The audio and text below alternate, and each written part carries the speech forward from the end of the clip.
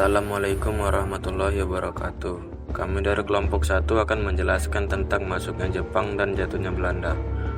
Pada awal Perang Dunia II, Indonesia atau yang saat itu dikenal sebagai Hindia Belanda berada di bawah kekuasaan kolonial Belanda yang telah berlangsung selama berabad-abad. Namun, ketika Jepang mulai memperluas pengaruhnya di Asia Pasifik, sebuah peristiwa bersejarah pun terjadi. Pada Desember 1941, Jepang melancarkan serangan terhadap pangkalan militer Amerika Serikat di Pearl Harbor. Ini menandai dimulainya keterlibatan Jepang secara langsung dalam Perang Dunia II. Selanjutnya, Jepang memperluas serangan ke berbagai wilayah di Asia Tenggara termasuk Hindia Belanda. Pada Januari-Februari 1942, Jepang melancarkan serangan besar-besaran ke Hindia Belanda. Pasukan Belanda dan sekutu termasuk Inggris, Australia, dan Amerika Serikat berusaha keras mempertahankan wilayah ini. Namun dengan kekuatan militer yang lebih unggul, Jepang berhasil mengungguli pertahanan sekutu. Pada Maret 1942, Jepang berhasil menduduki Hindia Belanda setelah mengalahkan pasukan Belanda dan sekutu di berbagai pertempuran.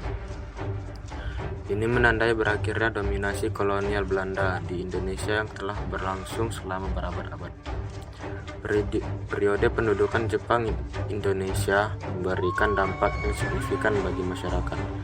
Jepang menerapkan sistem pemerintahan militer yang sangat ketat dan mengeksploitasi sumber daya alam serta tenaga kerja Indonesia untuk kepentingan perang mereka. Jepang juga melakukan tindakan represif terhadap rakyat Indonesia. Namun, di sisi lain, pendudukan Jepang justru membuka jalan bagi kebangkitan nasionalisme Indonesia. Berbagai organisasi dan gerakan kemerdekaan mulai tumbuh dan berkembang selama masa ini, yang kemudian menjadi cikal bakal perjuangan kemerdekaan Indonesia yang akhirnya tercapai pada tahun 1945. Dampak bagi Indonesia, masuknya Jepang dan jatuhnya Hindia Belanda membawa banyak perubahan bagi Indonesia. Perubahan-perubahan ini meliputi aspek politik, ekonomi, sosial, budaya, dan militer. Berikut adalah beberapa perubahan yang terjadi di Indonesia setelah jatuhnya Hindia Belanda ke tangan Jepang. Yang pertama, perubahan politik. Pemerintahan kolonial Belanda digantikan oleh pemerintahan militer Jepang. Pemerintah Jepang mengubah nama Hindia Belanda menjadi Indonesia sebagai bentuk pengakuan terhadap identitas nasional bangsa ini. Pemerintah Jepang juga membentuk organisasi-organisasi massa dan politik yang melibatkan rakyat Indonesia seperti PUTERA, Pusat Tenaga Rakyat, BPUPKI, Badan Penyelidik Usaha Persiapan Kemerdekaan Indonesia, dan PPKI, Panitia Persiapan Kemerdekaan Indonesia. Organisasi-organisasi ini berperan dalam menyusun dasar-dasar negara Indonesia, seperti Pancasila, UUD 1945, dan Lagu Kebangsaan Indonesia Raya.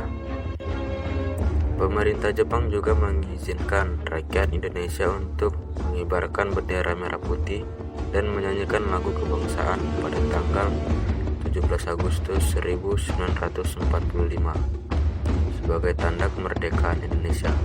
Selanjutnya, perubahan ekonomi. Perekonomian Indonesia dikuasai oleh Jepang untuk kepentingan perang mereka. Jepang mengambil alih seluruh sumber daya alam dan industri di Indonesia seperti minyak bumi, karet, timah, tembaga, dan gula. Jepang juga mengeluarkan mata uang baru yang disebut dengan uang Jawa, Javaske Bank, yang tidak memiliki nilai tukar yang stabil. Jepang juga menerapkan sistem Romusa, yaitu sistem kerja paksa yang menyeret jutaan rakyat Indonesia untuk bekerja di proyek-proyek militer dan infrastruktur Jepang, baik di dalam maupun di luar negeri. Kemudian perubahan sosial.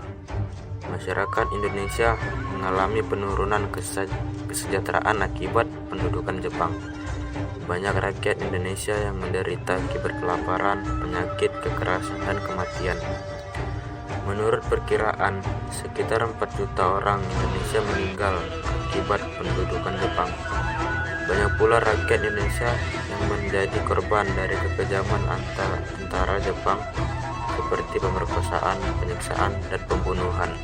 Salah satu contoh yang paling tragis adalah pembantaian massal terhadap orang-orang Tionghoa di berbagai daerah di Indonesia pada tahun 1943 sampai tahun 1944 yang menewaskan sekitar 100.000 orang.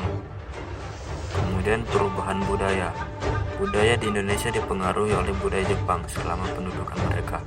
Jepang mengubah bahasa resmi di Indonesia dari bahasa Belanda menjadi bahasa Jepang.